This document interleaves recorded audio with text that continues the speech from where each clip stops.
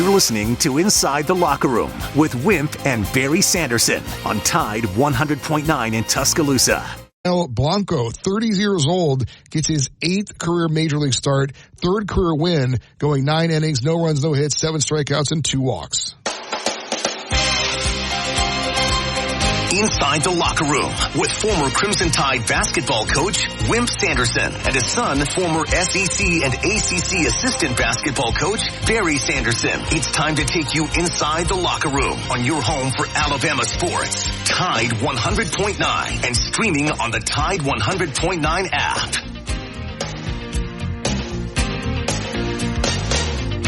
And good morning and welcome into a Tuesday edition of Inside the Locker Room. 205-342-9904 is the phone number if you'd like to get in on the show with us this morning. Talk a little NCAA tournament, talk a little Final Four. We haven't talked football here in a while, so I guess there's a center missing over there maybe for Alabama. So if you want to talk about that, we can certainly talk about that as well. I think NIT Final Four starts tonight. I need to pull up to see. I know Georgia's in that. We look at that as well.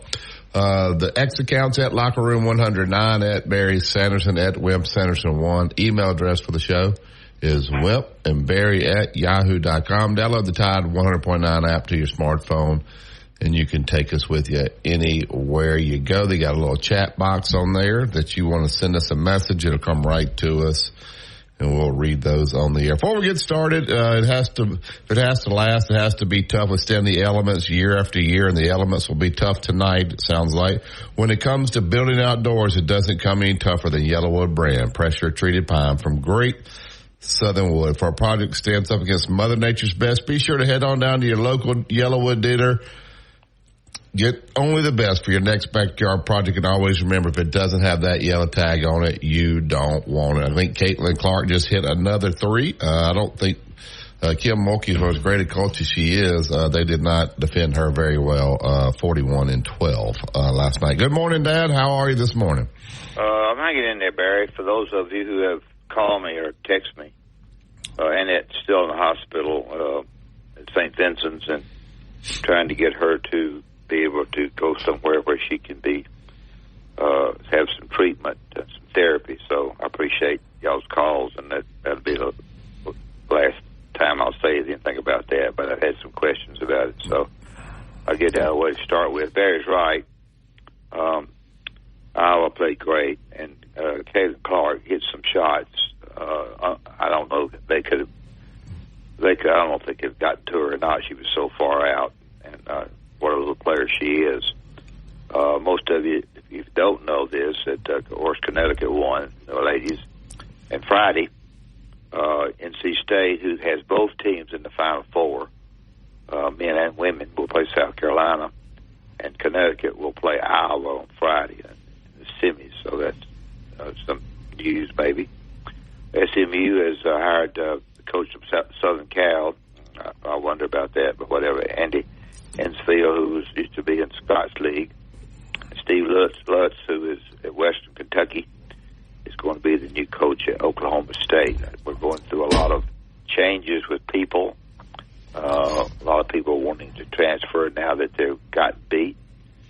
And what's happened to us in the NCAA tournament, it happens a little bit like this every year. Of course, you have Alabama. Congratulations to them for getting in for the first time. They've tried hard to get in and been able to, but certainly great credit to their program and their coaches. NC State has 9 straight wins. They won 5 in the tournament, and then they've won 4 in the NCAA tournament. Unbelievable. They're as loose as a goose.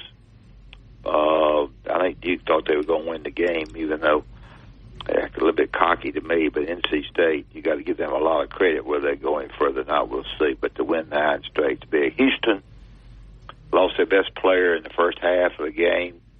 I know a disappointment for them. It cost them very dearly in a 3-point loss to Duke. And Zach, I didn't think Tennessee played that bad. They had a hard time defending Zach. He had a great day. He's a very good, you think about his size, folks. He's a very good player for his size. it's hard at that size to even walk around good sometimes for some people. So he did, got a pile of points, and Connecticut certainly. I never do. I heard some Alabama players interviewed yesterday about somebody. It was a horrible interview, horrible. But I thought Connecticut. I thought sometimes we say they've been there before, and I think in this particular case, having been there before, with all the media's piled in there this weekend, Connecticut is a little bit more. That doesn't mean they're going to do anything any differently, but they are used to the surroundings a little bit more than the other three teams. And they've got a terrific team. Barry and I'll talk about it a little bit later on. I'll take up the whole time about what I think Connecticut will do to try to win the game and what I think Alabama will do. So we'll talk about that as Barry. I listened to Barry and Kevin yesterday, and I text Barry a note. I thought he did a really great job interviewing Kevin, asking him the questions that he did. I didn't hear any more of it. I just wanted to hear Kevin.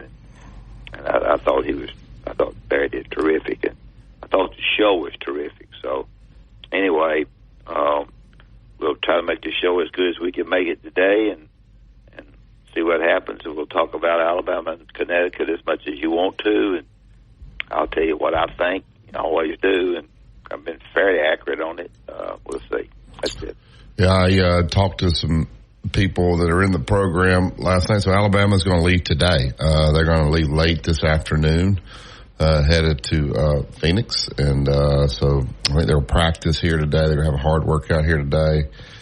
And then pull out and head to the Final Four. As I said yesterday, I think it'll a lot of media will cover this event, and it'll put the shine on Alabama basketball. People will see the history of this program, even though it is the first Final Four. It'll show how good this program's been. I don't think many people probably in Vermont know that Alabama is the second winningest program in the SEC. So that's a positive thing that can come out too with this national media. And I think a lot of people are going.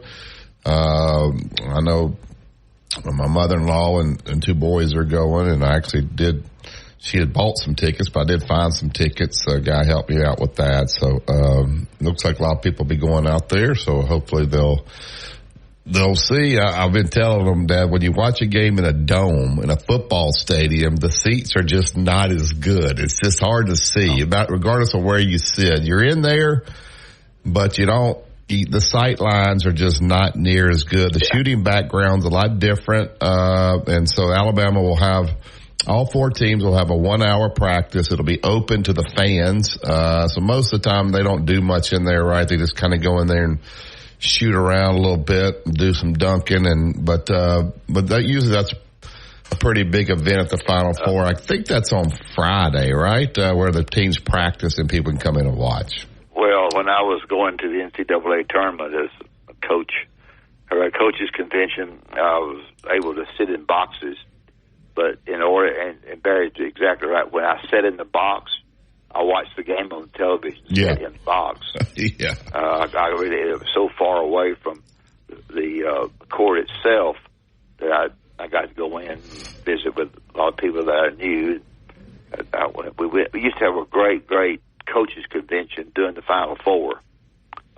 For whatever reason, we've lost that. The coaches do not. I'd reached out to 5 coaches yesterday. None of them were going. Yeah, we don't. It's Dave Oldham and I used to run together, and we used to really enjoy. I guess you get to see everybody. You took hands with people that you fought against and played against, and I did it for 32 years. 38 years, really. So I would wish that we still had that, but we don't. So I'm saying all this just to say Barry's correct. I watched it in the box except on the television set. Yeah. I was talking to a coach yesterday. He said, Barry, I haven't been in the Final Four in 8 years. Like every year, everybody would go. And I said, I think it's a little bit the way You know, world is. Well, I don't think coaches are as close as they used to be. The recruiting was so big, you'd see everybody on the road. Guys don't go out recruiting anymore with this transfer portal, so they're not as close of friends as they used to be. Well, I think what's happened some, too, is that when you're buying players out from under another coach, and it's legal to do, that there's some hard feelings there that we don't hear about. Sure. There's some disgust. I know we had a situation one time we thought somebody had bought a player, and we called them and asked them that. And this day and time, there allowed to be a lot of calls. Assistant coaches are upset at each other.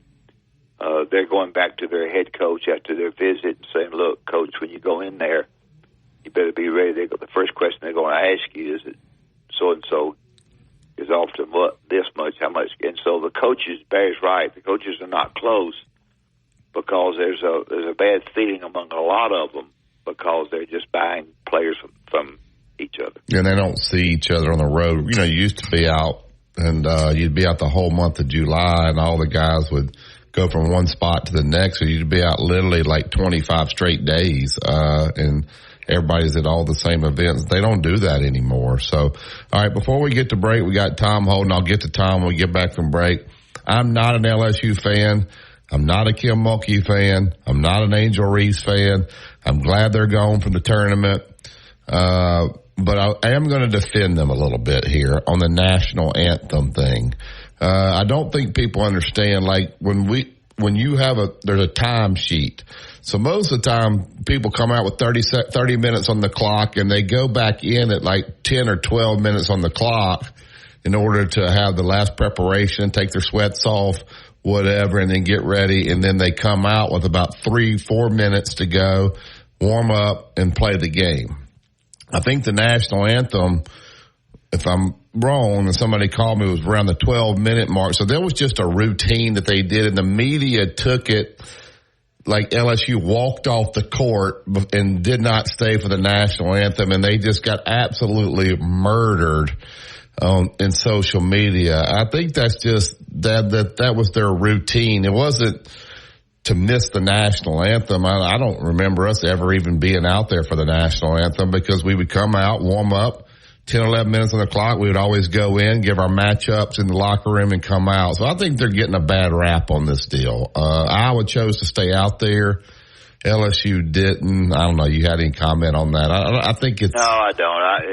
I don't know exactly what went down behind the scenes. Probably, if they had done it, maybe they would have told both head coaches, "We need for you to stay out for this, for the national anthem," and because it's a big deal. So I don't criticize Kim for she's got to do what they usually do, but yeah. It wasn't good communication. Yeah, you're going to do the anthem, then do it when the clock runs to 0, right before you do the introductions of the starting lineup. Now, then if they walked off the court, then they should be crushed. But I think the way it was handled, if I'm right, there was 10 or 12 minutes on the clock. Teams have routines they go through, so I'm not, like I said, I'm not an LSU fan. I'm so glad they're out of the tournament. I don't want to see Angel Reese. I don't want to see Kim Mulkey anymore for right now. They can go on and she can point her finger and they can do all this stuff. And I think Caitlin Clark talks a lot. She's the Larry Bird of basketball as well. She talks a lot of trash as well. So I'm not worried about the trash talk. I don't like it, but there was a funny thing. Did you see that about Derrick Henry on that podcast? One of the things he said about Coach Saban. No. He said that Coach Saban did not like them celebrating after touchdowns, and prayed in the end zone, putting their hands together and pray. He said I'm going to paraphrase. He said Derrick Henry was telling a story that he didn't want them praying in the end zone. He said, "You guys will be praying in the end zone, then at 12 o'clock tonight, you'll be drinking alcohol, smoking Black and Milds, and chasing women. So I don't want that crap in the end zone. Just throw the ball back to the official and run to the sideline." So I thought that he told me they'd be smoking. They point to the sky a lot, too. Yeah, he said that you're going to do all that, and at midnight, you're going to be chasing women, drinking alcohol, and smoking Black and Milds. So they died laughing when Derrick Henry. In these interviews, too, they say, won that game because God was with us. Well, I don't think that God handles it like that. Yeah, well, God gave you the athletic ability to be out there competing, but I don't think he's not with the other team. I don't think he really gives a flip who wins and loses. 2-minute truck there at 1330 Martin Road East. That's where you go pick up your boxes, your packing supplies, preparation for this move. Moving is a stressful situation, so let the professionals handle it. They'll take great care of you and your stuff. 205-247-5050. 2-minute truck movers who care. Tide 100.9 traffic. Tuscaloosa traffic now from the Townsend Nissan Traffic Center. We are still looking at an accident at the bottom of the exit ramp from westbound 2059 to Downward Bends Boulevard. Now that ramp is passable, but there's several vehicles involved here and a lot of activity still going on in that area. Meantime, if you're making the drive along westbound 2059 between Skyland and the 359 interchange, it's an 8-minute drive there. With your Tuscaloosa traffic now, I'm Ray Romero. Here's what's trending on the Tuscaloosa thread. Good Tuesday morning on a 3-1 vote. Anwar Aitken has been selected by the Northport City Council to fill the unexpired District 5 term of resigned Council President Jeff Hahn. District 4 Councilwoman Jamie Dykes was the lone dissenting vote. She believes an election should be held. The Northport businessman joins District 3's Carl Wiggins as the second member. And conduct virtual interviews, all from your employer dashboard. Visit Indeed.com/credit and get $75 towards your first sponsored job. Terms and conditions apply. Tide 100.9 Tuscaloosa weather. Warm and breezy today, mostly cloudy with thunderstorms arriving this afternoon and tonight. The storms could be strong to severe. The main threat, strong straight line winds. The high today 83, tonight's low 50. Tomorrow gradual clearing and cooler, the high 64. I'm James Spann on the ABC 3340 Weather Center on Tide 100.9. It's 69 degrees in Tuscaloosa. Need to know what's going on with the Crimson Tide? Then subscribe to our YouTube channel for exclusive content on your home for Alabama sports. Tide 100.9 and streaming on the Tide 100.9 app.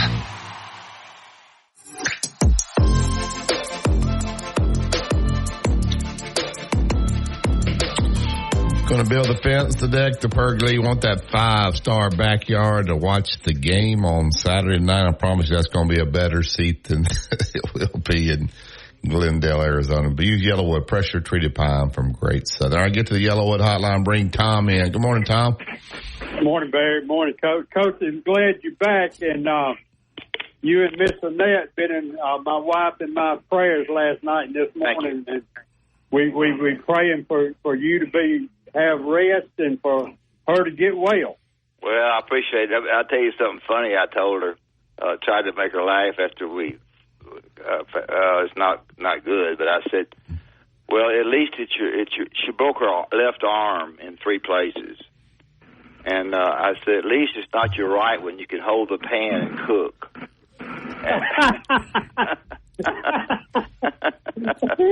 Well, Tom, I've never heard my mom cuss, but she deserved. she had a free pass there to cuss. She wanted to.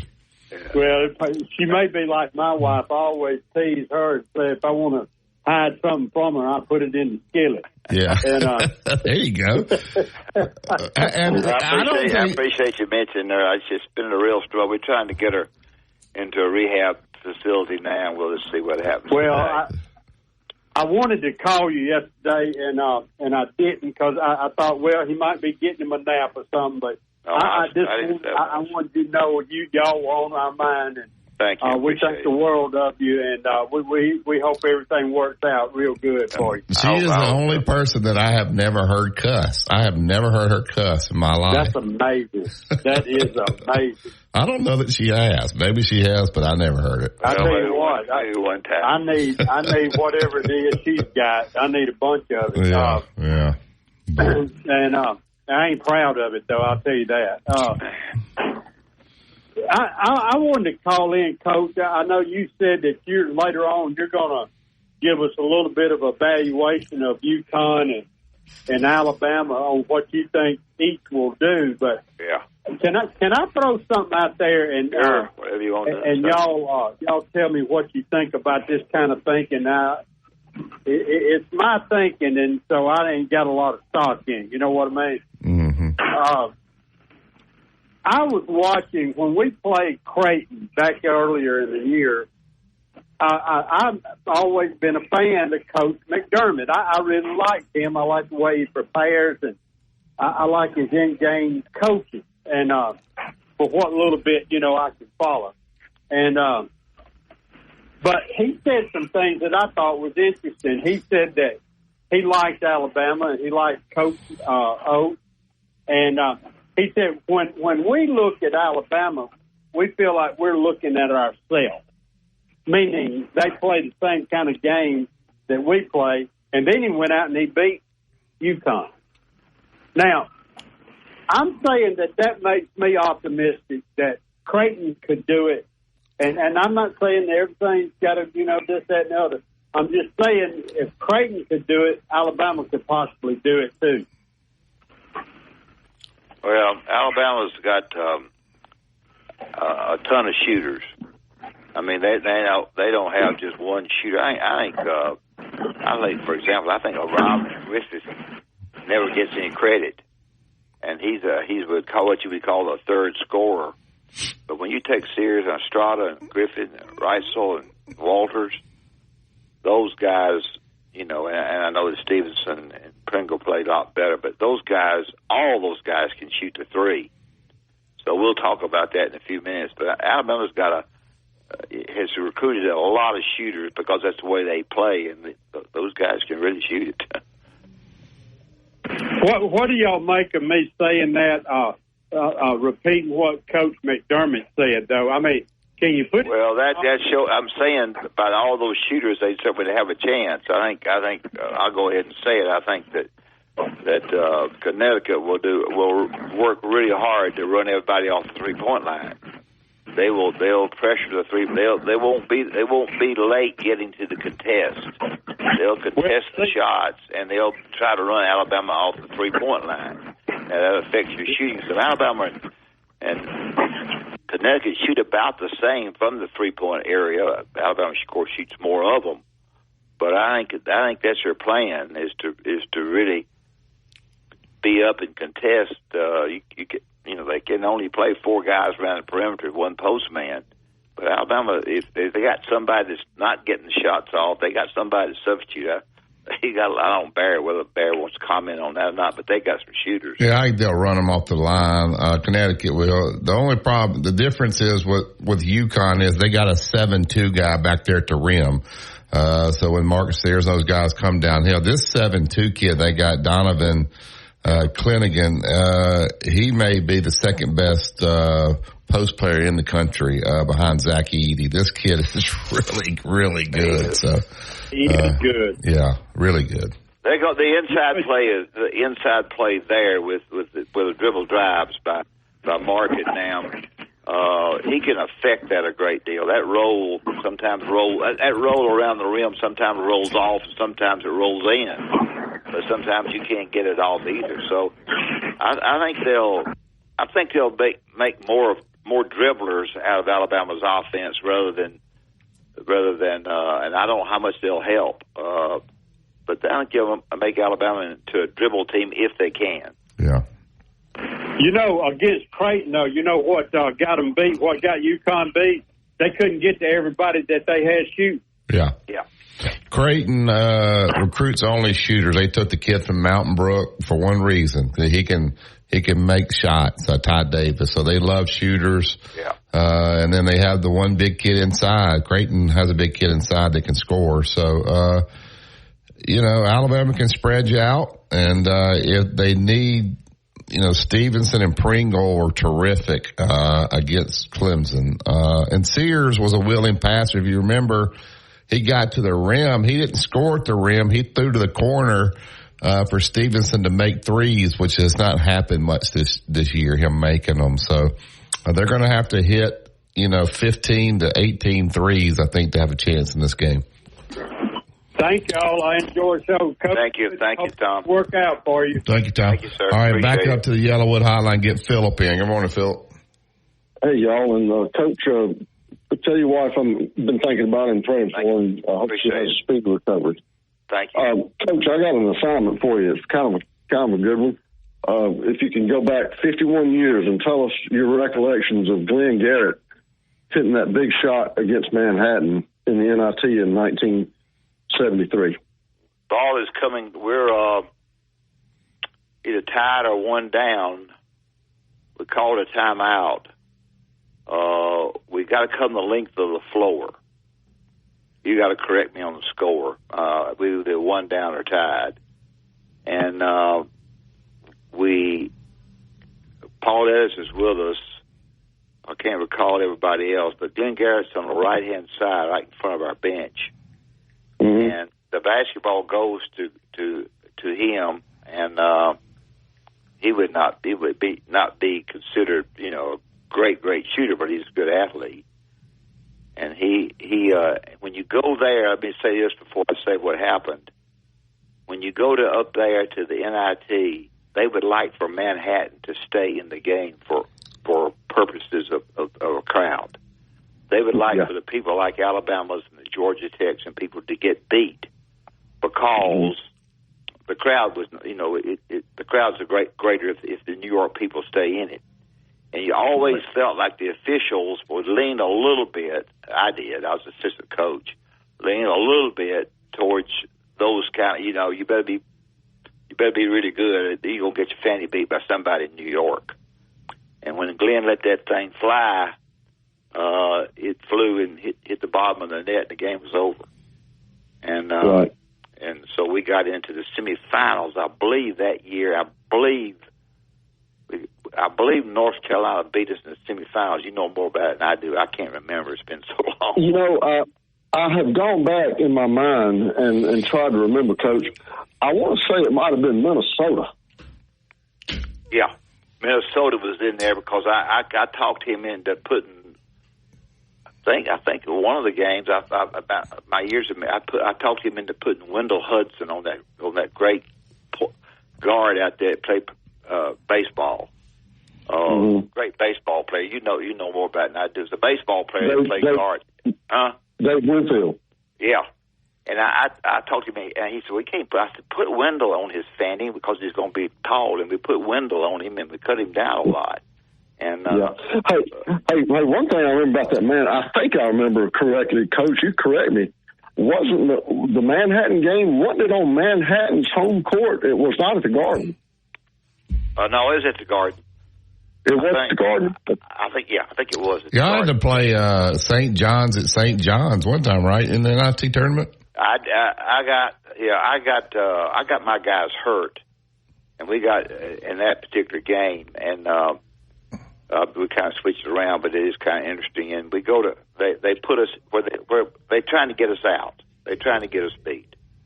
So they give us, I forget somebody, we win, and they send us to St. John's. And I was having a really hard time with my team. I just was. And Lou Carneseca was the coach in there, and I went in and I said, Lou, this darn team of mine, I said, I can't. I said, I'm having a hard time with these kids. I'm not doing a very good job with them. He said, oh, you're not doing a good job. These guys I got driving me crazy. He said, I got all kinds. I never have. I laughed so hard. I said, really? He said, oh, they just, I can't get them to do this. So we beat St. John's. And up there at their place, Barry's right. We beat St. John's. That St. John's was a heck of a win. Nobody thought so, but it was. And they sent us to Duke. And we got beat at Duke. We had two guys out. We didn't have but 7 players. And but they tried to get rid of us all where they could. And they did a good job. They sent us to Duke. All right, Philip, call us back. We got to get to break here and get Kevin in. Right. Welcome to call back second hour. Appreciate Philip, you. Thank you.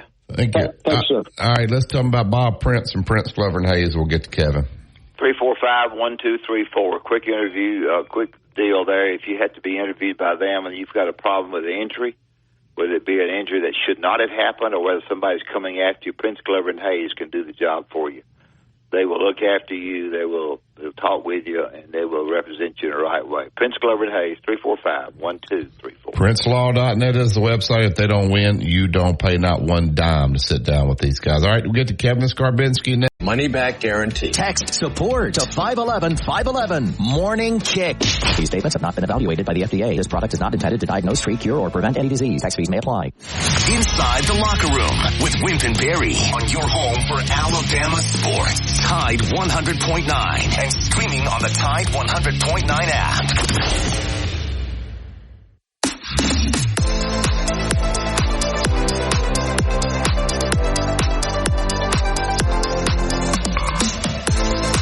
Yellowwood, pressure treated pine from Great Southern. You want it to last, you want to use Yellowwood, go to yellowwood.com, put the zip code in. You can find the dealer that is closest to you. Or get right to the Yellowwood hotline. He's a freelance writer, also with the Birmingham LeadAL.com. Joins us every Tuesday. We always enjoy this segment. Kevin Skarbinsky. Good morning, Kevin. How are you? Morning. I'm good, fellas. Excited about the Final Four. Are you going, Kevin? No, I wish I could. But will not be able to make it. But I certainly will be glued to the television on Saturday and Monday as well. Kevin, I was saying yesterday that, every round you advance, more media attention comes. I guess the one thing I'm happy about is the light will be bright on Alabama basketball. It's always on football, and I think it is definitely a football school, and I think Nate Oates has embraced that, which is smart. Some coaches did not do that. I know Dad did. I know Nate Oates has. But I think the country now will find out that Alabama basketball has been pretty good over the years since the 70s. Now, yeah, they hadn't been to the final. This is the first time they've gone to the Final Four. But I think the story of Alabama hoops will be spread across the country. That makes me feel good. That is a good thing, because I don't think people around the country, I don't know that people in this state or in the region necessarily understand that over the entire history of the SEC, you can make a very strong case that Alabama is the second best program in SEC history in basketball behind Kentucky. Alabama, it goes all the way back to, obviously Kentucky won the first SEC championships, but in 1933, but in 1934, Alabama won the regular season, and they had a tournament back then, and they won the tournament. And, of course, what the Rocket 8 did in the 50s with Jerry Harper. And then, as you said, you go through the decades, and it really, when Wimp, you were there as an assistant, when CM was head coach, and then when Wimp took over as head coach and took it to another level, and, and then Mark Gottfried had a nice run. So many good things have happened with Alabama basketball. So many great players, so many great teams, so many great wins, championships. And I just don't know that people across the country understand that or appreciate that. And that is something that, as you said, as more media starts trying to look at the history of Alabama basketball, tell the story of Alabama basketball, it has more than held its own on a campus, as I said, where it's an underdog every day of its life on its own campus, in the sense that many more eyeballs are on football, but Alabama also has a very good core of supporters as well. Sure. Yep. I can't add much to that, but I think, there are a lot of teams that have not been to the Final Four. It's very hard to get there. Auburn got there. Alabama's gotten there. One of the big things is South Carolina got there. Mississippi State got there when Barry and I were at Little Rock, but we beat them that year. So we've had, in recent years, we'll call that recent, few teams get to the Final Four from the Southeastern Conference. But I think this is going to be a very interesting game. Connecticut's good from head to toe. They're darn good, well coached. You might want to comment on the game if you want to. Yeah. Well, just first of all, on the SEC, that it's an upset that Alabama just became the 9th SEC program to get to a Final Four. That others like Auburn and Mississippi State and South Carolina, who have not had the success over time that Alabama has had, were able to get to the Final Four first. And you guys know that oftentimes, and this is true in this case, this is not the best team in Alabama history, but it has a chance to, it has done something that no other team in Alabama history has done. Sure. Just like the 2004 team was not Mark Gottfried's best team, let alone Alabama's best team.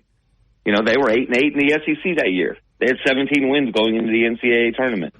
But they got hot, they got a good draw, and the next thing you know, they're in the Elite Eight. And, you know, so, but, you know, the 76 team, the 82 team, the 87 team, you know, last year's team, the 2021 team, were all probably better by objective measures than this team, but this team has a chance to do something special. Now, having said that, as you said, Wimp, it will not be easy to take that next step and win that next game, because clearly this is the best team that they've played. It's the best team in the country, but it's not perfect.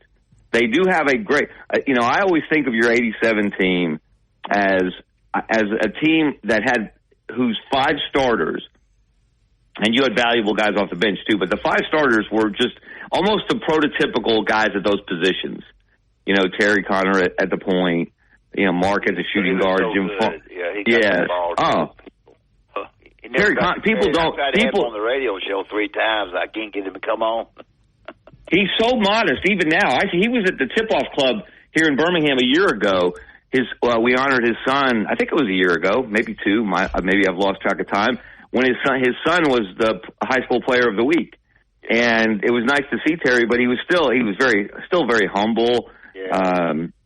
You know, but he was so good, and maybe now people will, maybe they'll do a little research and they'll learn about guys like Terry Connor, and that'll be another good thing about this appearance in the Final Four. But you know, UConn's got that perfect kind of blend. You know, they've got the point guard who's a distributor. They've got the shooting guard who shoots 44% from 3. They've got a slasher at the 3, in Tristan Newton. They've got the power forward who can shoot it a little bit. He can play down in the post. He's kind of a jack of all trades. And then you've got a 7'2" center who's not bad either, who's more mobile than Zach Edey. So they've got a really good balance in their starting lineup. But they're not unbeatable. No. They did lose 3 games. They lost by 19 to Creighton on February 20th. Ooh. And even though they haven't lost since then, go back to the semifinals of the Big East tournament, they beat St. John's and Rick Pitino. It was 95-90. St. John's was in that game, playing more of the way, closer to the style that Alabama plays. So they are not unbeatable. They've looked like it in the NCAA tournament. I mean, to have a 30-point lead at one point in every single game to this point in the NCAA tournament is very impressive. But someone pointed out something interesting to me the other day as well. You know, they went on that ridiculous 30-0 run against Illinois in the Elite Eight. But even having done that, they finished with 77 points. So they're gettable. That's the thing that Nate Oates, I think, I don't know how you guys feel, but I think when you play a team like this, and we've seen better teams than this lose in the Final Four. UNLV in 91, Kentucky in 2015, 2 undefeated teams. UNLV was going for back-to-back, and they had not lost. They had beaten Duke by 30 in the championship game the year before, but they lose to Duke in the rematch in the semifinals. And then, of course, Kentucky, closer to time here, they were undefeated. They were 38-0 in 2015. They lose to Wisconsin in the Final Four. So you got to let your guys know, hey, these guys are, you know, they're human. They're not perfect. They make mistakes. They can be beaten. And there are. I don't think Nate Oates has to exaggerate to find things that should give his guys some confidence that if they do what they can do, you know, they got to hold up their end. But if they do what they can do, and that includes playing at both ends of the floor, then they can win this game. Yeah, what is it, Kevin, about mindset? I actually think last year's team was better than this year's team. But when they got to the tournament, they're the number 1 all seed. It's almost like the pressure is all on them to hold that number 1 seed to advance. And they played like a team under pressure. This team gets in, nothing's expected. They just let it hang, man. There's nobody's expecting them to even get to the Sweet 16. Nobody, even Alabama fans aren't picking them in their bracket to get to the Final Four, and they just kind of played loose, where last year's team was probably tight because the expectation was so high. Just comment about that. Yeah, and it was interesting. I think it was Jay Wright on one of the pre- or post-game shows over the weekend who said, I think it was actually Charles Barkley that made the point, and Jay Wright expanded on it, that, you know, for the other three teams in the Final Four, you know, it means something to get to the Final Four. Like, they've accomplished something now, and anything they do beyond this is icing on the cake. This is a successful season for the other three teams that are there. Maybe not as much for Purdue, although they hadn't been in the Final Four but once, and that was in 1980. So that was an accomplishment for them, and certainly for this NC State team and for this Alabama team, there's a huge accomplishment just to be there. That takes some of the pressure off. Yeah. This is not a successful season for UConn unless they win 2 more games. Yeah. They're expected to go out there and win. So you start missing a few shots. Alabama starts making a few shots, and that pressure builds. And that's one thing that stands out about this Alabama team. And there's no better example of it than Jaron Stevenson, I think, in that Clemson game. They don't seem to be affected by things going wrong, by falling down by 13 points as they did against Clemson, missing shots. I mean, Mark Sears did not score for the first 16 minutes or so of that Elite Eight game. Did he stop shooting? No. Did he start making? Yes. He scores 23 of his points in the last 24 minutes. And Jaron Stevenson, as I said, is a great example. He shoots a couple of air balls, but he keeps shooting, and he makes 5 out of 8 from 3. These guys don't look over their shoulder. They don't worry about getting yanked out of the game for making a mistake. And I think I was thinking of the women's game last night, the Iowa LSU game. You know, Haley Van Lith, it seemed like she was playing sick, by the way, and it seemed like every time she made a turnover, she got yanked out of the game. Whereas Caitlin Clark's shooting from, she's shooting from New York City and making them and playing fast and free and loose. And that mindset and approach and attitude has a lot to do with it. What is it? Mental is the physical as 3 is to 1. As you've always said, that there's a lot that goes into it. That's why David beats Goliath sometimes. That's why the great teams don't always win the national championship, especially in this sport, because this is the hardest postseason in sports, in my opinion. I got to give a lot of credit. I don't want to change the subject from Alabama, of course, but got to give a lot of credit to NC State.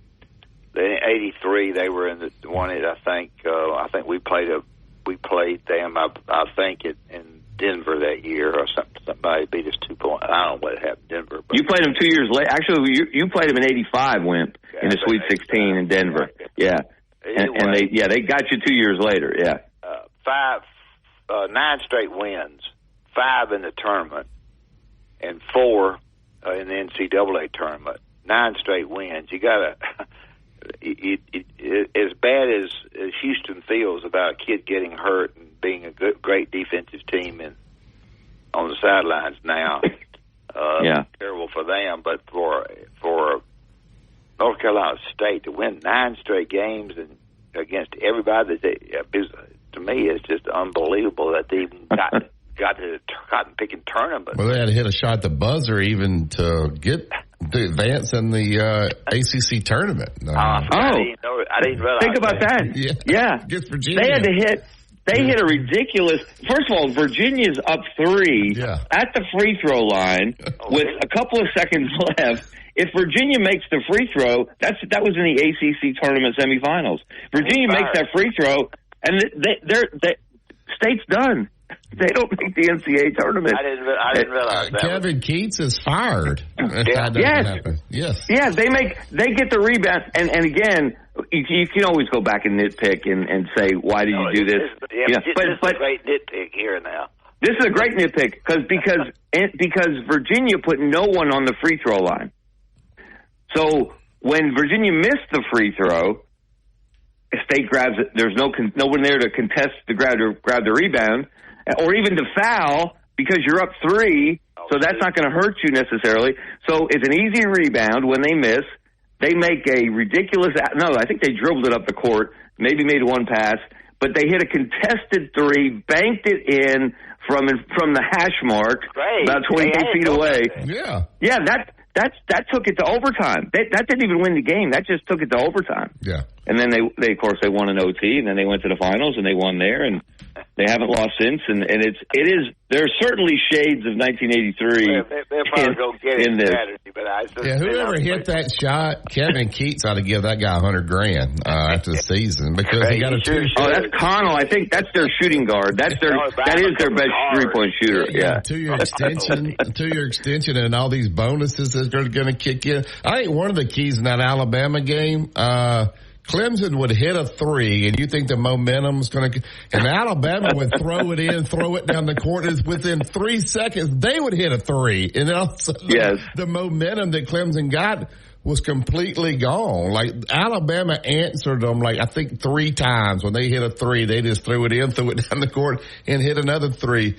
How many threes – realistically, if it was a 7-game series, UConn's winning, no doubt. You're not going to beat them but once. How many threes does Alabama need to make in this game, Kevin? Because they got a terrific center now, and UConn defends. They're physical. How many threes do they have to hit to win this, to have a chance? 15 or more? Could be 12, could be 15. Yeah. And they're capable. And that's a great sequence that you pointed out. And how demoralizing is it? It's unbelievable. To the other team, because the way that sequence went, Bama hits a 3, Clemson comes down and hits a 3. So now Clemson's feeling pretty good about itself, right? Yeah. Alabama push the ball on makes, not just on misses, obviously. So, like you said, within the blink of an eye, they come back and hit another one. Then Clemson comes back, and they hit another one. They're saying, they're feeling pretty good. Then, within the blink of an eye, Alabama hits the 3rd. So, Clemson should have been feeling good about hitting back-to-back 3s. Well, Alabama hit back-to-back-to-back 3s. And in no time at all. That's the kind of stuff that will just demoralize you as an opponent. So that's Alabama's strength. That's what they've got to do.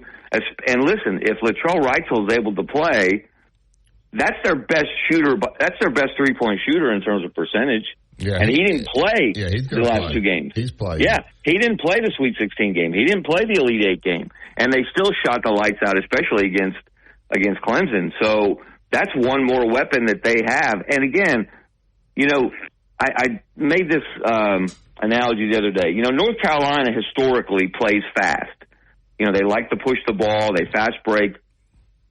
They score off the break. But there's one level of fast, and then there's Alabama fast.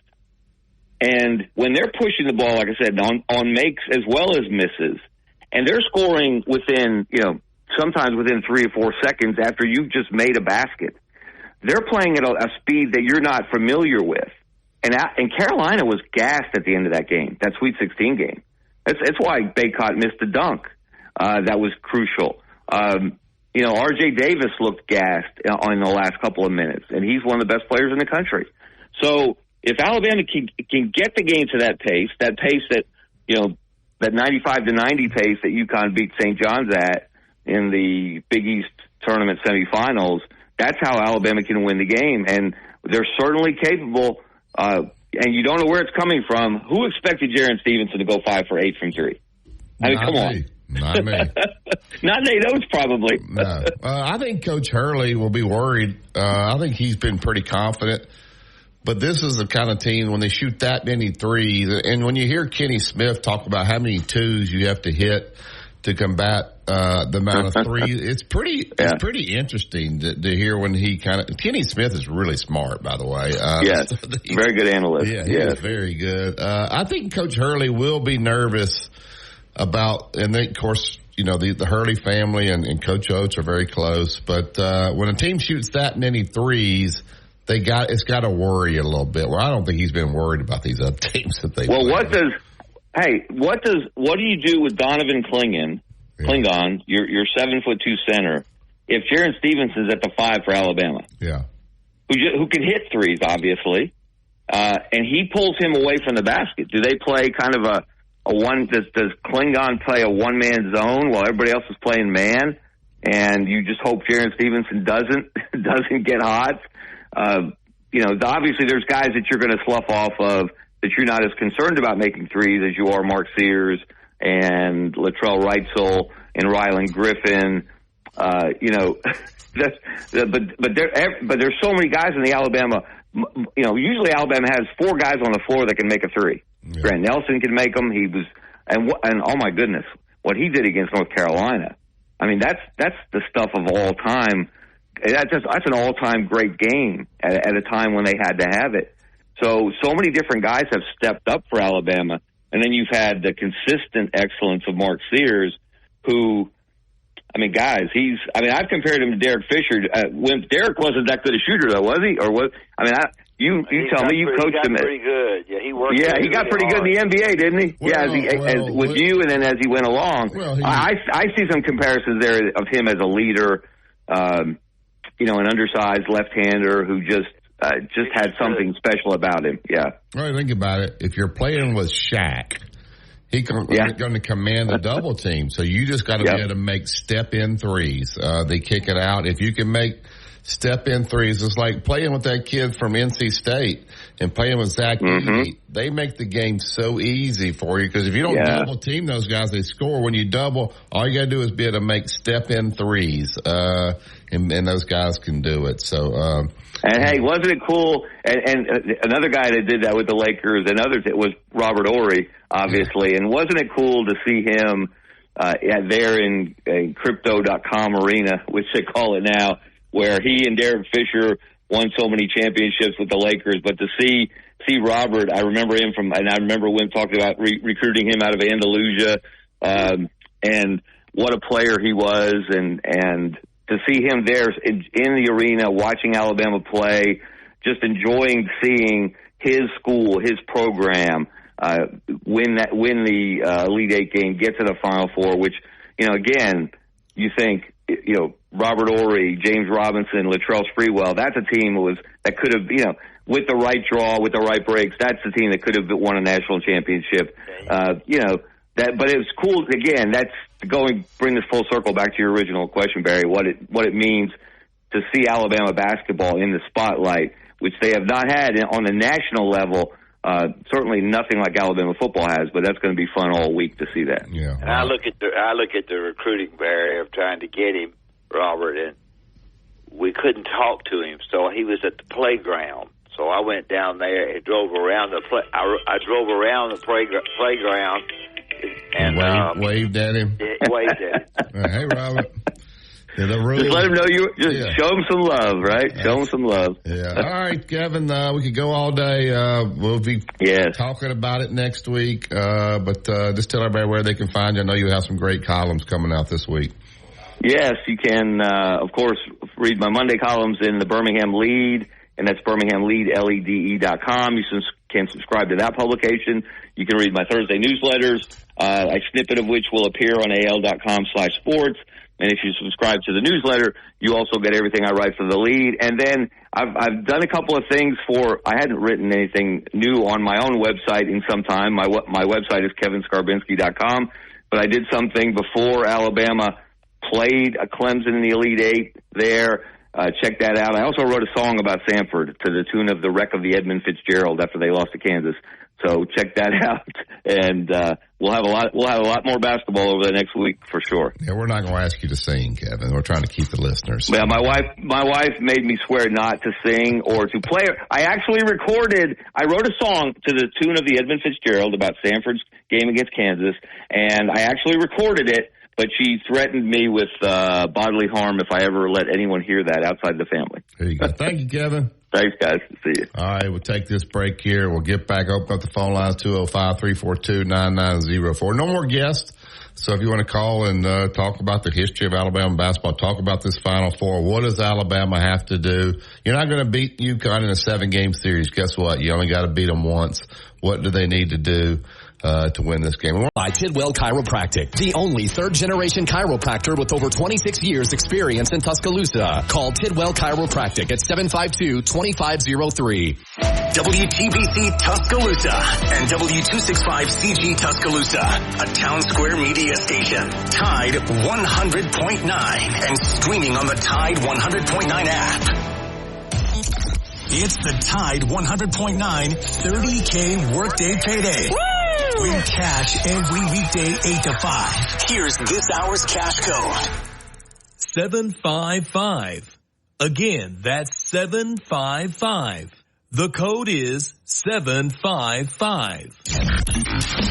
Enter that code now on the Tide 100.9 app. Click on the 30K Payday button and enter the code for a chance to win $30,000.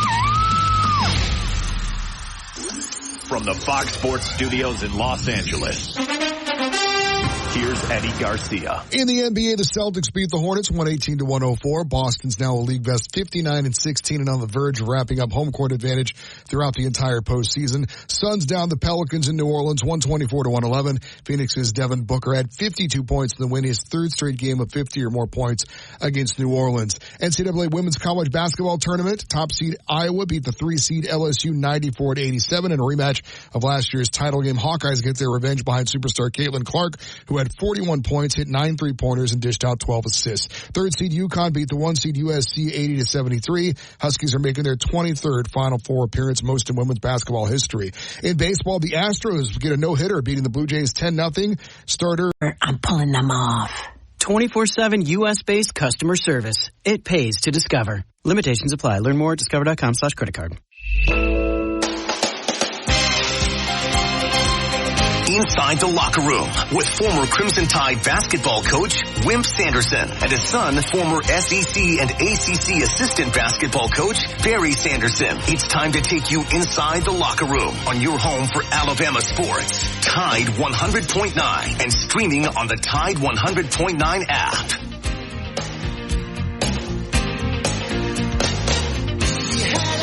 Welcome back to the second hour of Inside the Locker Room. Andrew Kniffer, he's my Allstate insurance agent. Let him become yours. Out of 4705 McFarland Boulevard over in Northport. He's in Suite 3. He'll take great care of you. So give him a call. You get the backing of Allstate, the local agent with Andrew and his staff. They know the area inside out. If you have a problem, home, life, auto, whatever you need, 205-722-9201. Get to the Andrew Kniffer Allstate Insurance Hotline and go to Richmond and get Terry in. Good morning, Terry. Good morning.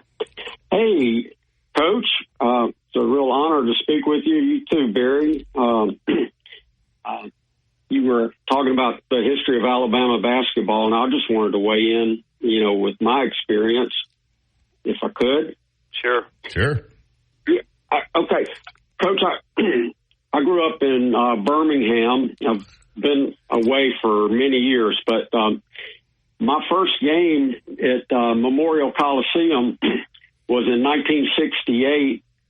I was in the 8th grade. Me and my best friend, a neighbor used to shoot hoops with us. That was our first year playing basketball in the 8th grade.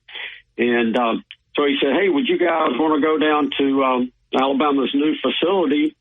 And we said, heck yeah. And he said, there's a new guy playing for LSU. We're going to go to that game. So, of course, it was Pete Maravich his sophomore year.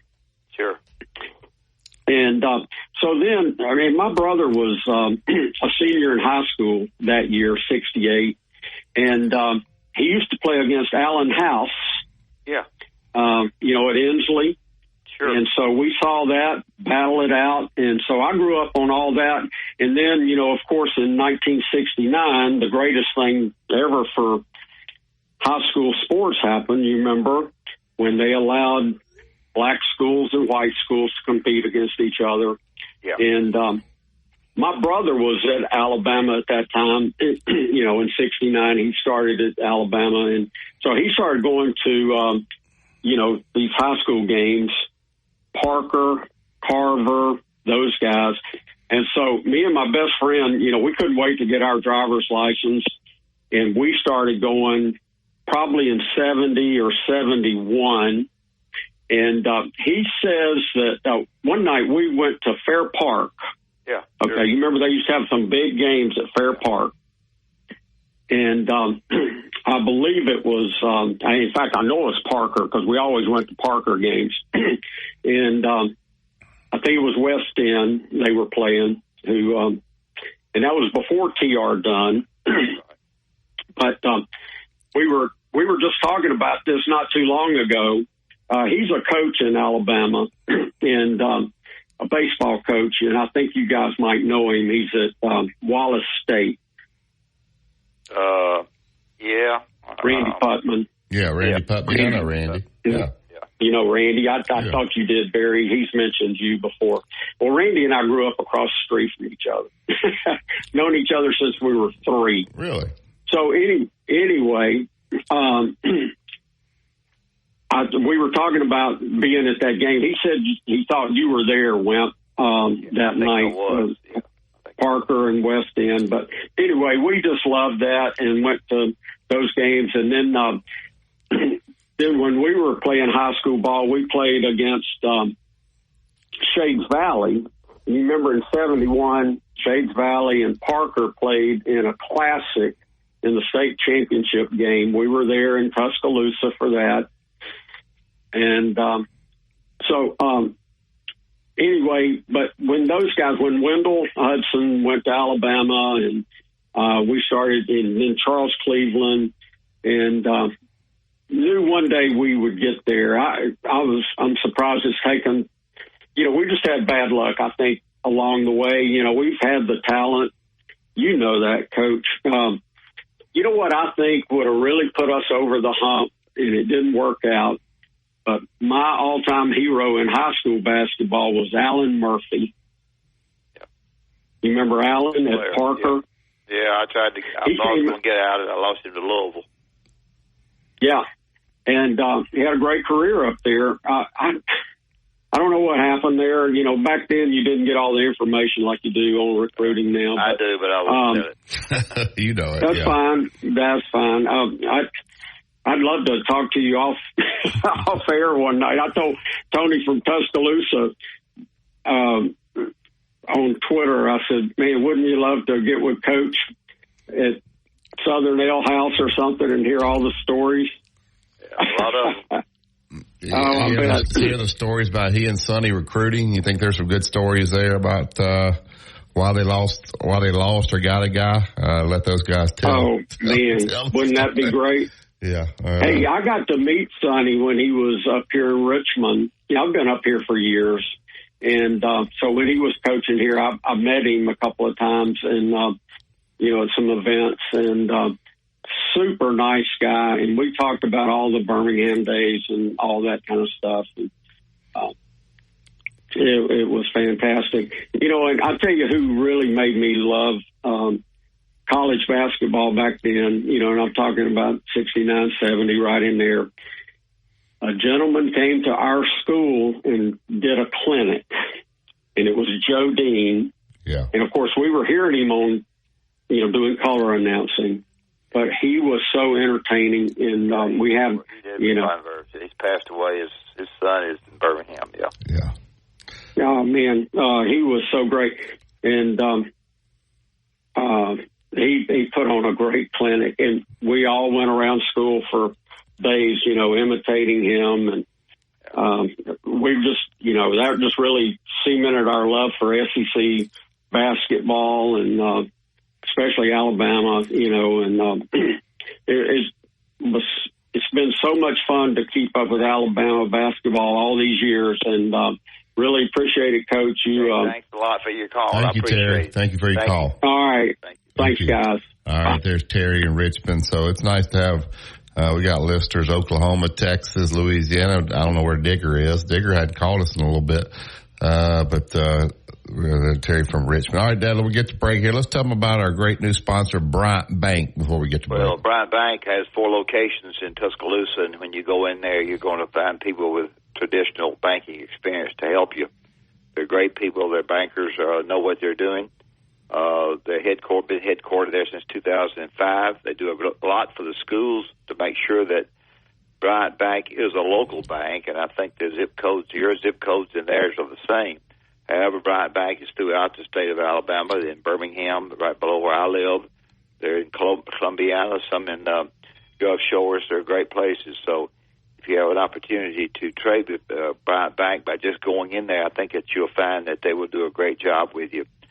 They also are very good at being darn sure that the money that you put in Bryant Bank and the things that you do with Bryant Bank stays there, because banks now are being targeted by fraud attempts. And this day and age, it's difficult to stay on top of things, and they do a great job with that. So I would recommend that you go by Bryant Bank. Tell them you heard on Inside the Locker Room. If you're looking to buy a home, Archie Weaver will help you at Bryant Bank in Tuscaloosa. And I appreciate them being on a show. Really not much of a real sponsor for me because I've been with them for so long. So go by, tell them you heard on Inside the Locker Room, and I think you'll enjoy dealing with Bryant Bank. All right, the phone lines will be open 205-342-9904. Justin, you guys play coach. Tell us, what does Alabama need to do? Just run their system, keep firing threes? Do they need to do anything defensively? I do know the big kid will have a hard time guarding Alabama on the floor. Not Pringle, but they'll have a hard time guarding him as well. He'd post deep in that lane. He is 7'2", so should be interesting to see the chess match between the two coaches. You listen to Tide 100.9 and 1230 AMW.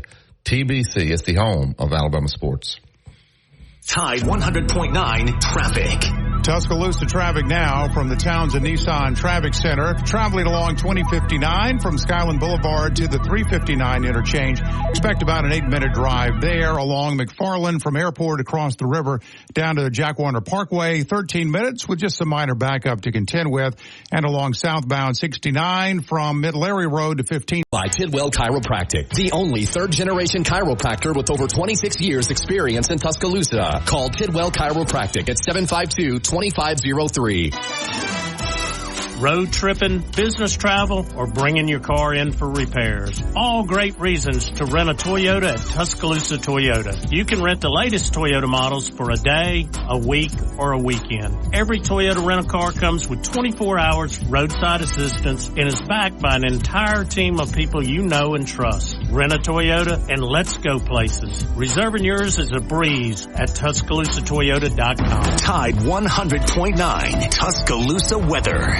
Warm and breezy today, mostly cloudy with thunderstorms arriving this afternoon and tonight. The storms could be strong to severe. The main threat, strong straight line winds. The high today 83, tonight's low 50.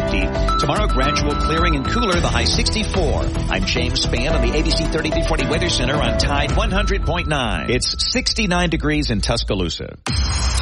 You're listening to Inside the Locker Room with Wimp and Barry, only on Tide 100.9 and streaming on the Tide 100.9 app.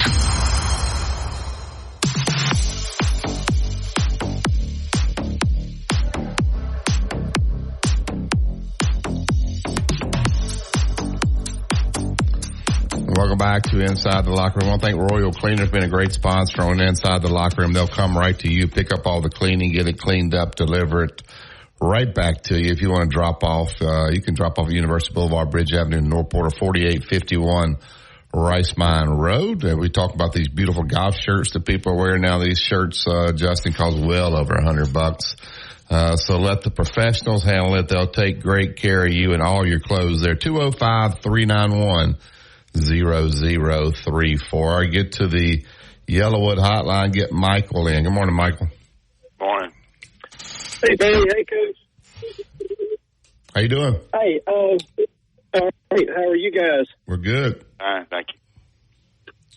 I had a curiosity question about, y'all were talking earlier about the current Alabama team as opposed to last year's team, and the fact that you had a lottery type guy, Brandon Miller, as opposed to maybe this year you don't have that superstar type caliber player on the team. I know Mark Sears is good, not trying to discredit him, but in y'all's experience with coaching college sports, what's been like, do y'all think the mentality of we've got a really, really good guy on our team we need to sit back and watch and let him carry the team, as opposed to a team that has several good players that kind of share the responsibilities from game to game? Do you think teams like that are better suited and sometimes do better and maybe even overachieve, as opposed to teams that have somebody on the team that everybody wants to sit back and watch play? But if you have more players that can shoot the basketball the way this team does, then it certainly makes the defense have to work much harder and more of them be good defensive players. When you've got the other kid that was there last year, you concentrate on him and maybe can double him some, because you've got other guys that don't shoot quite as well. I can't even remember, but I would just say that this is an unusual team for Alabama in that they probably got 6 guys that can really shoot it outside, and the other teams probably have not had that many outside shooters. Very bad. You think about, and his name's escaping me. What's the kid's name that transferred to Arizona that was on the team last year? Yeah, he's playing out there. Shackelford? No, it's not Shackelford. He transferred the guard. I didn't particularly care for him. But think about it, Michael. You had Betty. We talk about with this team doesn't have a rim protector. They had Betty Acco. They had Clowney, who was a first-round draft pick. You had obviously Sears was on this team. Riley and Griffin. Quinterly was really, really good, but maybe Quinterly had the ball too much and Sears didn't, so that might have, maybe been a factor there. But I would say this team's going further, and I heard somebody say if this team wins the next game, it'll be the best team in Alabama history. No way. They went further than any team in Alabama history, but I think last year's team was probably better. They just didn't go as far. Would you disagree with that, Michael? That's Jaden Bradley. Yeah. Arizona. I would necessarily. I was mostly just curious as to. I've always felt like that teams who have to rely on each other, as opposed to sit back and maybe give all that responsibility over to one guy and expect him to carry them through everything. I've kind of always liked teams like that a little better, because I feel like it's more of a team situation than, let's watch like we talked about the other day, Pete Chilcutt. I remember, when I was a kid, and I told you that, I was on the court with Pete. People just wanted to watch Pete. They wanted to give him the ball and watch him do. And, you wondered about the other team and, his other teammates. But I've always thought that, maybe teams that didn't have a standout superstar could accomplish a little more because they had to work as a team. And, just curious. It's harder preparation-wise, when you prepare for somebody like that, it's much harder because you got a lot of people to prepare for.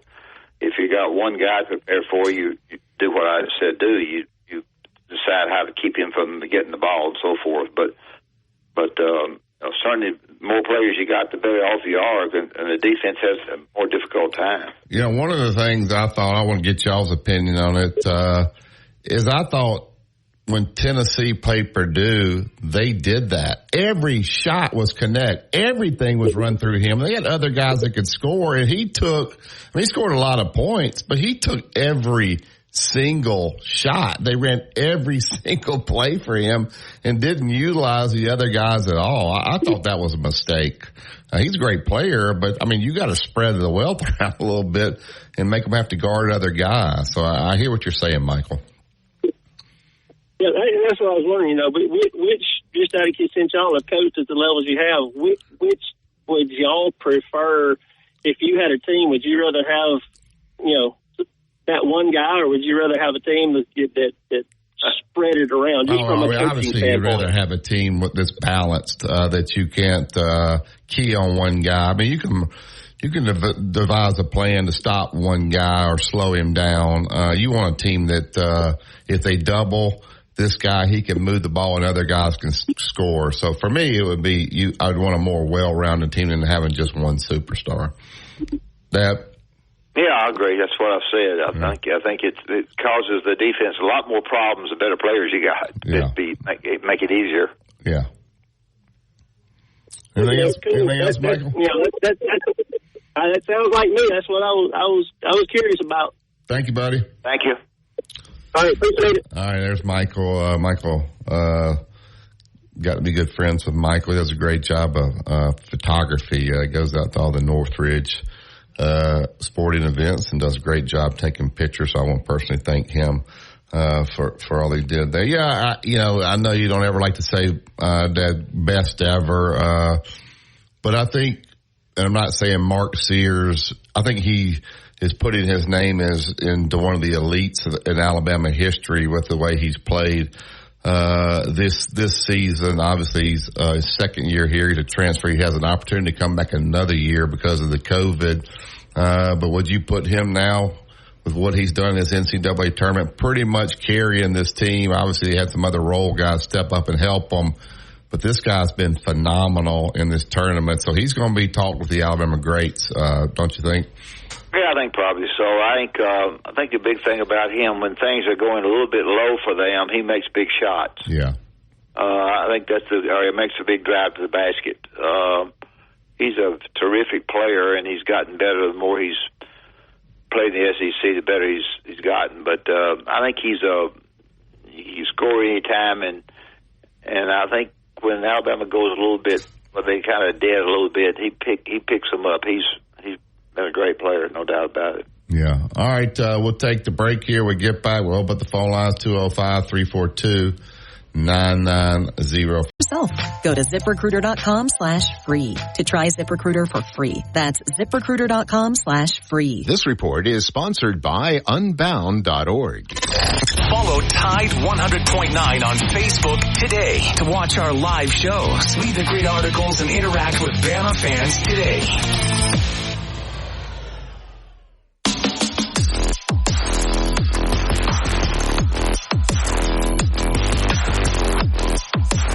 Tuscaloosa Toyota, one of our great sponsors. Go to TuscaloosaToyota.com, and this is some website. They've just spruced this website up. You can look at the new vehicles they got on the lot, the used, schedule a service. If you need to rent a Toyota, you want to drive to Phoenix, rent you a Toyota. You can order a part right there. You can do your financing right here on the website. Buy 3 tires, get the 4th tire for $1.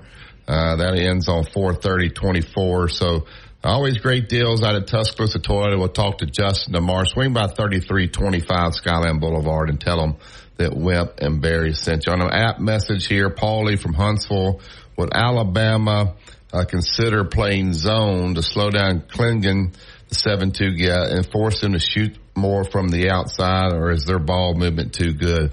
They will not play zone because Nate Oates doesn't believe in it, so they don't run it. I don't know if they've run a possession of zone, maybe 1 or 2 this entire season. If you'll watch offensively, Connecticut is very good. They run a lot of pro set stuff. They got screens coming from everywhere. It's a unique offense, and they spread the wealth. Their leading scorer averages 15 points a game. They got 5 guys in double figures from between 11 to 15, so they spread the wealth around. Dad had to go. He had a situation, not with my mom, something come up, so it's just Justin and I, but we'll get right back to the Yellowwood hotline. We'll bring Mick in. Good morning, Mick. Good morning. How are y'all? We're good.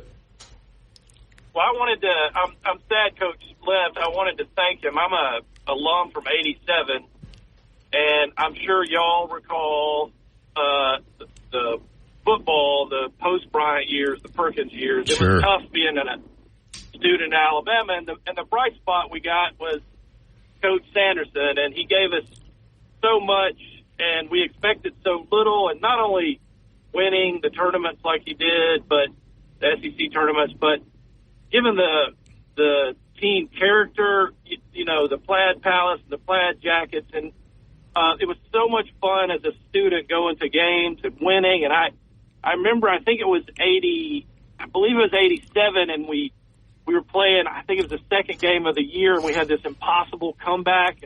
I think we were playing Furman, maybe. Yeah. But it was just, they were ahead of us, and we just had this, we scored like 8 points in a minute or something crazy to win that game. And right then, I knew we were in for a special season, and it just made it so much easier suffering through the, you know, we come down, I came to Alabama, my freshman year was was Bryant's last year, and I had to go through that transition. and Coach Sanderson just gave us so much, and then it would be so frustrating to, we couldn't get the fan support that he needed, even though we had that going, and we get those crappy seeds, like, we'd win the SEC and we get a 9 seed, Yeah. and it just made it impossible in the tournament to go anywhere. And then now we're getting good seeds, and this is what happens. You get a couple of years of high seeds, and you get an upset or two in your bracket, and that's right. Lo and behold, we're in the final. That never happened to us. We always ran into the buzzsaw when we were. Yeah, I tell everybody, I guess 87 was the year Alabama played the first 2 rounds in Birmingham. I think they beat New Orleans and VCU, and Austin Peay and Providence were playing. I believe Austin Peay had 2 free throws to win the game, like with a second or 2 on the clock. The guy missed them both. He goes into overtime. Providence wins, and Providence has the incredible shooting night in Louisville, Kentucky. Just 1 free throw goes in. Alabama's playing Austin Peay. So you're right, Mick. I was during that time as well. I can remember getting to the games, and you probably remember this. The student section would be packed 2 hours, and they had a beach. Yeah. They had a beach ball, and everybody would hit the beach ball, and he had the rejection row there in the end zone where Robert Horry, those guys were, and Derek McKee would reject. So it was fun times with the band wearing the plaid coats and the plaid and parquet there. So those were great times and great memories for me, for sure. Awesome times. And I'll say one thing about Connecticut. One, it's very hard to go back-to-back.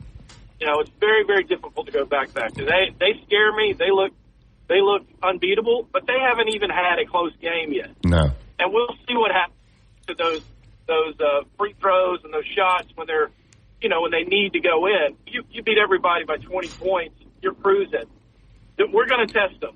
I don't know that we're going to beat them, but if the shots are falling, we can beat anybody, and if they're not, we can lose to anybody. Yeah. So I'm hoping.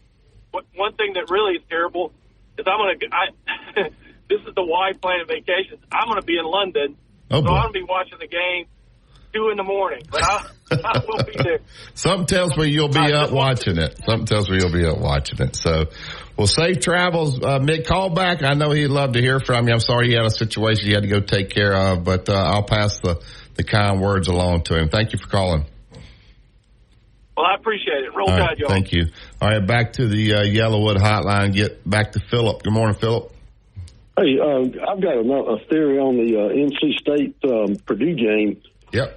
Just get away from us for 1 second, but this center for NC State, I think he's probably emerging as a media darling right now. Yes, he is. He started at Tennessee, then went to Winthrop, and then now he's obviously at NC State, and this guy's unique. They clear the side for him. They throw it down there to him. And if you double, he's a great passer. And then, and he's not afraid. He's going to take the ball at Edey. Most people don't. Yeah. We'll see how that goes. That's right. Well, here's what I'm getting at, guys, and you probably can figure it out. I think that he's emerging as this week's media darling, Cinderella story, going up against this Drew Edey guy who gets 40 points a game and 1 foul a game. I believe it's going to be a different story for Edey Saturday. I think this guy is going to stay in the game. He's going to get Edey in some foul trouble, and it's going to get interesting. So are you predicting NC State pulls the upset? I think they could if that happens. I really do. I think they could if that happens. And here's another thing I'd like to ask your opinion: is Connecticut versus Purdue more interesting than Alabama versus NC State? I don't think it necessarily is. Well, probably from the national, you got the Player of the Year with obviously Edey going up against Connecticut team to defend the champ. This 7'2" kid for Connecticut now, he is some player. I don't know the word he is. And when he posts you deep in there. He's hard to handle. Coach Hurley, I think right now is probably the best coach in college basketball. I mean, his team is tough. They are hard-nosed. They guard you. They got a great plan offensively. So I'm glad you don't have to beat them in a 7-game series. You just want to have to beat them once. No doubt. But the network Chiefs, Barry, probably want the Giants to face each other. No doubt. 80. Yeah. And the other storyline that the network Chiefs and bosses probably want too is Connecticut men and women both winning the national championship. So we got our work cut out for us. Yeah. It'll be tough. But hey, you can't win it if you're not in it, right, Philip? You can't win if you're not in it. And Auburn ought to know that, because you remember what happened to them in 2019. They beat New Mexico State on the last second shot in the first round game. Yeah, and they're still. And you know what? The referees missed a double dribble, or they would have advanced in that particular game. So you got to get some luck involved there too, right, Philip? Oh, absolutely, man. All right, thank you, man. All right, so there you have it. Tonight, NIT, unfortunately, I have 2 NIT rings. I guess that's good and bad. If you go to the NIT too much, then they ask you to leave. But we did win the NIT twice. Went to the finals 3 times. Back then, it was in Madison Square Garden, Justin. So that was nice. You get to go up to New York and spend 5 days. We stayed right there at the Marriott Marquis. So that was fun. But tonight, they played it in Indianapolis. Last year, they played it in Vegas. I think UAB was actually in it. But Utah, 22-14, would take on Indiana State. Indiana State should have been in the big dance. I don't care what you say. But they had a tremendous year. They're 31-6. Indiana State is a 3.5-point favorite. And then the second game will be Georgia taking on Seton Hall. Seton Hall is a 4.5-point favorite. Mike White, I guess, is his second year there at Georgia. So that would be a nice shot in the arm if they could get to the finals. Right now, they're an underdog in that game. But there is some basketball tonight that you can watch. All right, get back to the Yellowwood Hotline. Get Ground Chuck in. Good morning, Ground Chuck. Oh, good morning. I enjoy y'all's show, but I was wanting to, if sometime when, the sports has died down a little bit, if y'all could have a show with Sonny and Wimp on there and let them explain how they got to be such good friends after being, you'd think that they'd hate each other with all the competition they had against each other, Alabama and Auburn. It just don't go along with the way it's supposed to be. Yeah, I think I don't think people I think Coach Pearl and Nate Oates are friends. I think they compete, but I think they respect one another. I think that's what Dad and Sonny did. I think the same thing's going on now. I know Auburn and Alabama fans don't seem to get along. Everybody likes to take shots at one another on social media, but I think I even heard I heard Bruce Pearl say, I'll never say Roll Tide, but he was happy for some of his Alabama friends, and he was happy for Coach Oates to have the opportunity to coach in a Final Four. It's a dream there. So I think those two guys are close, to be quite honest with you, Ground Chuck. Yeah, well, Wilt and Sonny almost seem like fraternity brothers when you hear them. Yeah. And maybe you could tell me how many years ago this was. I used to listen to them on the radio. They had a show, and they had a little jingle that come on that said Wimp and Sonny, Sonny and Wimp. One thinks he's smart and one thinks he's funny. Yeah. When I hear them, they both think they're smart and both think they're funny. That's so right. I don't know what applied to who. I think they fought all the time about whose name was going to be first, Wimp or Sonny's. I don't even know who won on that battle, but it was a great show there in Birmingham. They had for, I think it was 8 years they did the show. There. Anyway, well, I enjoy y'all's show too, and y'all keep up. And I hope your son's shoulder or elbow, whatever it is, works out. Thank you. Actually, he's MRI today and going to see the doctor tomorrow, so we're hoping for good results there. Thank you, Ground Chuck. All right, goodbye. All right, back up to the Yellowwood Hotline and go to Gulf Shores. Get Tim in. Good morning, Tim. Hey, Barry. Hey, all the Gulf Shore prayer warriors are covering your mother up in prayer, so we're gonna be good with her. How about if you had to go home and Dad was going to be your nurse? Would you? Would you? just leave me in the hospital. That's easy to answer. Yeah, just leave. Hey, me in the hospital. He wasn't kidding about that. He'd have her cooking with her right hand. Oh yeah. Hey, it tickled me a while ago. One of the callers called in and said, "Yeah, y'all remember Fair Park, don't you?"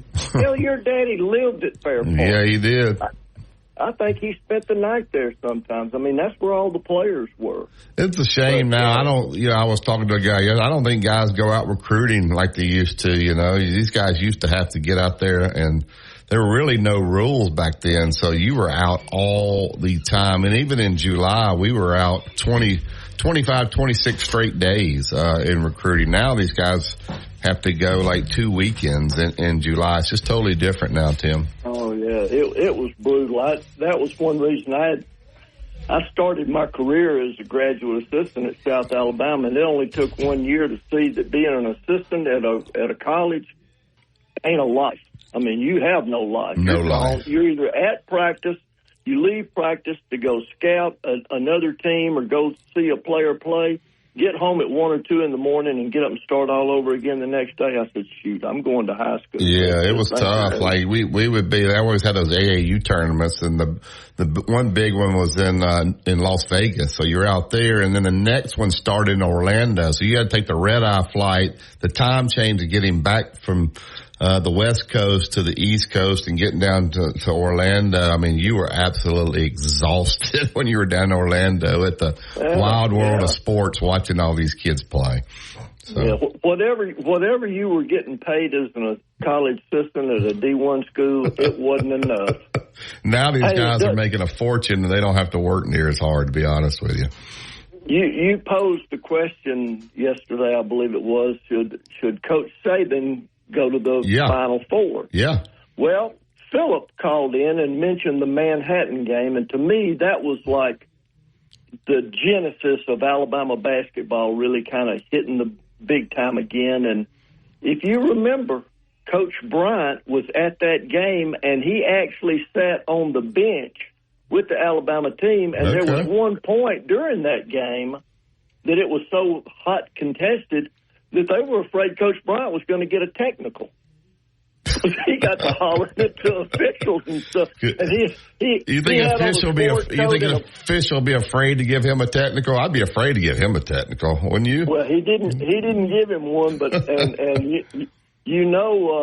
Coach Newton and your dad and Coach Bostic and Wendell, they weren't going to say anything to Coach Bryant, but Coach Bryant was fired up at that game, and he was sitting on the bench with the team. Of course, he was the athletic director then, and Coach Saban's not the athletic director, so Coach Bryant had more of a job interest in being there, but he was at that ball game, which was a huge, historic game in Alabama basketball history. No doubt. And you would know, Tim. Tim, I appreciate you.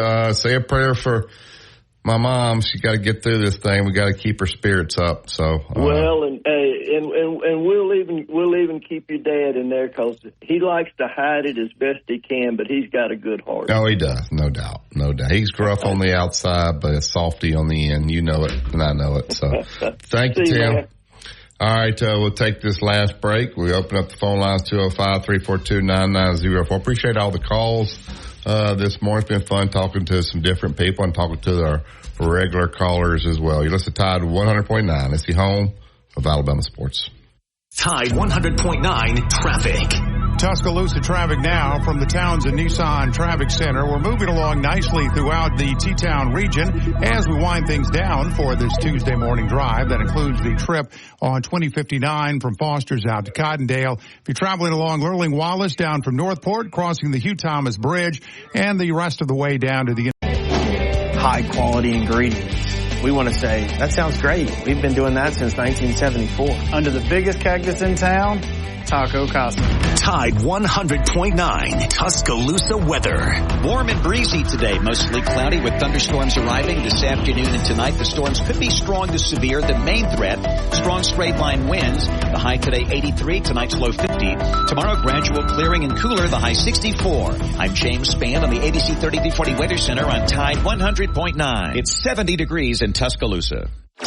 Two-time state champion and two-time NIT champion, Barry Sanderson breaks down the latest in sports on Inside the Locker Room on Tide 100.9. Welcome back to Inside the Locker Room. Appreciate all the phone calls today. We had calls from a lot of different callers. It's always nice to talk to different people. I always like the same guys we have as well, everybody's perspective. And like we talked about, Alabama's just got to beat UConn once. They wouldn't win a 7-game series because, in a 7-game series, whatever you do that works, they prepare for it the next time. So I know what Nate Oates and his assistant coaches, they will put together a great game plan. It'll have to be different than the Virginia game plan. But they got to shoot the ball well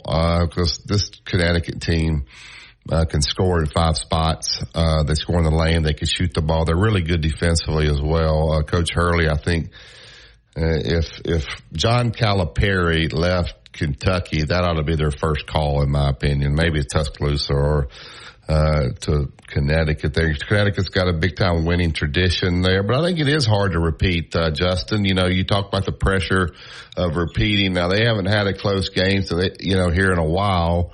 So they haven't played with any game pressure on them. If you get, let's say Purdue wins that first game or NC State, and then if Alabama can keep it close, all of a sudden the fans in that dome or whatever it is, well, they'll start pulling for Alabama. It's a pretty neat deal when you see, because they would much rather play Alabama than Connecticut. So you could see 30, 40,000 people start getting on Alabama's bandwagon. They just got to keep it close and give themselves a chance in the second half. Illinois played well the first half, then a 30-0 run. I mean, who ever heard of a 30-0 run in the final 8 against a Big Ten champion there? But Alabama's got to keep it close, and they do. Then that arena can turn pro-Alabama because Purdue or NC State would much rather see the Crimson Tide than UConn. Your thoughts about that? Yeah, I think you're right. And Alabama, we've seen feeds off of that kind of energy from the crowd, especially here. We've seen it in Tuscaloosa, and it'll probably be a factor, especially if it does, like you said, if it is close going into halftime like it was against Illinois for UConn. You'll see that crowd start to shift. The Crimson will start to get brighter and brighter. Well, we talked about that. Clemson will hit a 3. Also, they get the momentum, and then Alabama throws it right down the court. Within 3 seconds, they hit a 3, and they did it like 3 times. And so if I'm Coach Hurley, this team would scare me because of the number of threes they can make, and they're going to get them up. So they're going to run you off the 3-point line. They do have the big kid inside that can protect the rim for sure. But Sears and those guys drive, they'll throw out. You need Stevenson, those guys to have another big game. I did talk to a guy that said that Wrightsville actually did not have a concussion. They were just very cautious with the head injury, but he should be back ready to go. And it gives him some time this week to get his conditioning back, because you do lose your conditioning when you don't really do anything. So the team will fly out today after practice and get out there and get it. They'll probably start already still on West Coast time, their bodies, to be quite honest with you. The game will be Saturday, and I'm guessing they'll have media Friday night. They'll probably have media Thursday. They'll have the open practices on Friday. Everybody has 1 hour. They let the fans come in, and then you get ready to go. So, all right, that's it for today's show. We'll get out and make way for the Gary Harris Show. Appreciate all the phone calls. We'll be back with you tomorrow morning bright and early at 7 a.m. Keep it locked in here all day long. Just the Tide 100.9 and 12:30 a.m. WTBC is the home of Alabama sports. Have a great day, everybody.